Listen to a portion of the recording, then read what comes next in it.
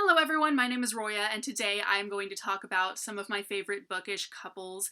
So I do believe I've done a similar video to this, but I'm sure it was for so long ago that most of these books are ones I have not talked about in this capacity before, so whatever. I'm at the point in my time on BookTube where I've been here so long that doing some of the same theme videos are going to yield different books and other things. So, and also for all of you new folks anyway, I obviously have a lot more of you watching these videos now than I did when I first started or even in my first few years on BookTube, so whatever. The first couple I want to talk about is Kerrigan and Zachary from the Green Rider series by Kristen Britton. I love the crap out of this series, and one of the things that I love about it is how there's kind of this really good forbidden love aspect here. So essentially, Kerrigan, our main character, falls in love with the king of the kingdom, and he loves her as well, but they cannot be together because he is ruling the kingdom and she is a regular person. And she even gets into other relationships throughout the series, but ultimately she always just ends up coming back to Zachary and wishing that she could be with him, but she can't, and it's really sad. And in the later books, it turns out that basically Zachary has to get married to somebody who Kerrigan is friends with, and it's a whole mess, and it's really, like, I don't know, I guess I just like pain. I have no idea, but no, it's a really, really good book, and I love just how good they are together and how much they care about each other, but they can't do anything about their feelings, and it's really sad, and I love it. Next, we have Magyar and Liesel from the Noble Dead saga by Barb and J.C. Hendy. So essentially, Magyar is a half vampire, half human, and Liesel is a half elf, half human, and he's drunk all the time because he has a horrible past where he had to kill a lot of people who he did not want to kill, and Magyar also has a horrible past and all of that other stuff, and they are complete opposites. Like, Magyar is very serious, and Liesel is very, like, he tries to make everything kind of lighthearted, and they're a really good couple in a weird way. Like, they are so different from each other in a way that they, like, really balance each other out, and it's really kind of funny. And the thing is, too, that they've, by the start of the series, they've already been friends for years, but they don't really know a whole lot about each other because they kind of are, they think of each other more as, like, partners in the stuff that they're trying to do.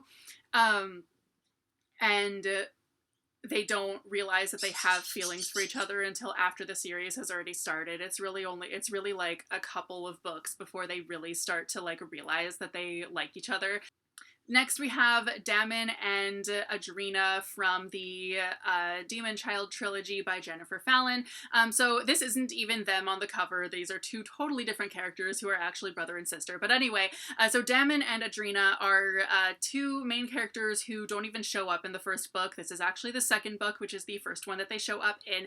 And essentially, they are each the prince or princess of rival kingdoms, and they when they first meet, they actually really don't like each other because they've heard all kinds of horrible stuff about each other, and of course they totally misjudge each other at first, but you just know that they're gonna fall in love, and they totally do, and it's great.